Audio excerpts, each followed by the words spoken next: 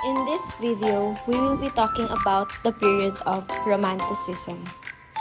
The presentation will revolve to the theme, the introduction of Romanticism, its timeline, Romanticism and its proponents, and some notable artists and their artworks.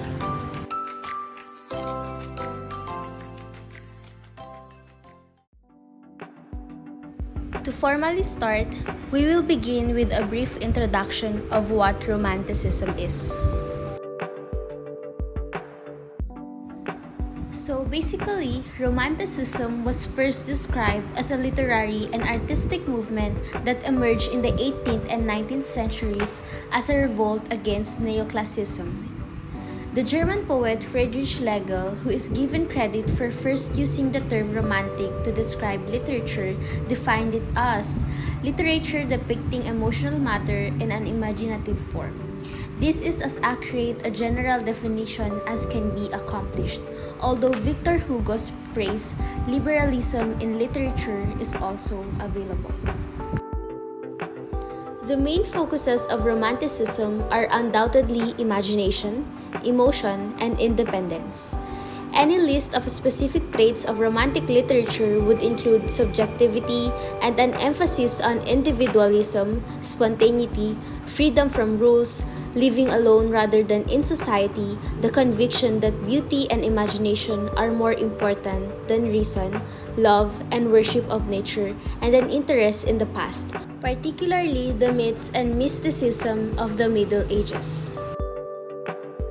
Romanticism initially appears in writing around 1795 at the start of the actual Romantic era. The word Romanticism refers to an artistic movement that emphasizes imagination and feeling, while the prefix ism implies a thought, process, or movement. According to experts, William Wordsworth and Samuel Taylor Coleridge's lyrical ballads in 1798 marked the start of the Romantic era. Romantic authors responded to the prior Enlightenment era, which emphasized reason and rational thought. It quickly acquired popularity as an artistic movement in France and Britain, where it continued to thrive until the middle of the 19th century. Around 1800s, literary criticism introduced the term Romanticism to describe an aesthetic. These are its proponents and some individuals who gave great contribution to Romanticism. Critical writers include Wordsworth, Coleridge, Byron, Hazlitt, Lamb, Leigh Hunt, and De Quincey. But Coleridge, Lamb, Hazlitt, and De Quincey were the principal critics who guided the tide of literary criticism. These individuals are all frequently been lumped together as Romantic critics. The Enlightenment's emphasis on reason over intuition and emotion was opposed by the Romanticists who valued sensuality and nature. Romanticism today condemns restriction and freedom as being incompatible with creativity. We will start with William Wordsworth in the upper left corner. William Wordsworth was one of the founders of English Romanticism and one of its most central figures and important intellects. He is remembered as a poet of spiritual and epistemological speculation, a poet concerned with the human relationship to nature, and a fierce advocate of using the vocabulary and speech patterns of common people in poetry. Next, in the right side is Lord Byron. He was likewise the most fashionable poet of the early 1800s. He created an immensely popular romantic hero, defiant, melancholy, haunted by secret guilt, for which to many he seemed the model.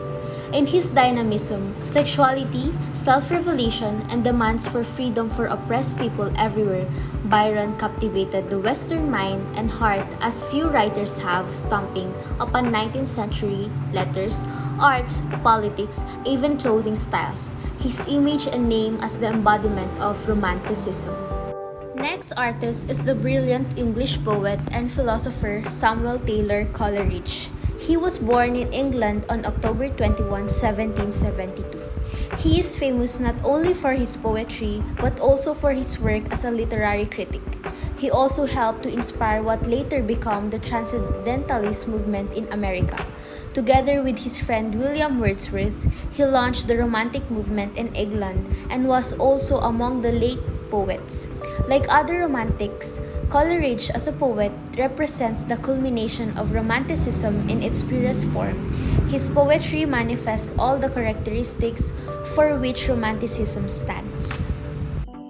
Here are few notable artists and some of the Romanticism-inspired pieces we have.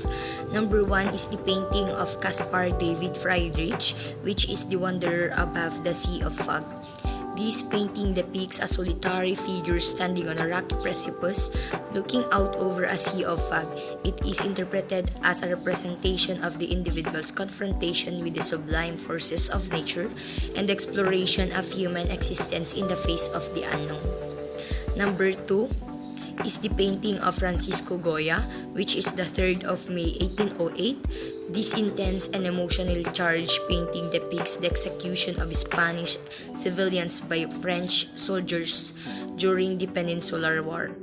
It serves as a condemnation of the brutality of war and an expression of sympathy for the victims. Number 3 is the painting of J.M.W. Turner, which is The Slave Ship. This painting depicts a dramatic seascape with a ship battling a storm. It also shows slaves thrown overboard, emphasizing the horrors of the transatlantic slave trade. Turner's work draws attention to the moral implications of human actions and the forces of nature. And lastly is the painting of Eugene Delacroix, which is The Liberty Leading the People.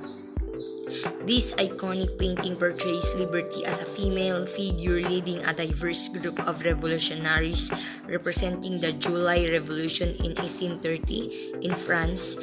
It symbolizes the triumph of freedom, unity, and the power of the people against oppression. That is all that we have for this video, and as we end, we would like to thank Sir Bandarel for giving us substantial knowledge about art and for giving us a semester to remember.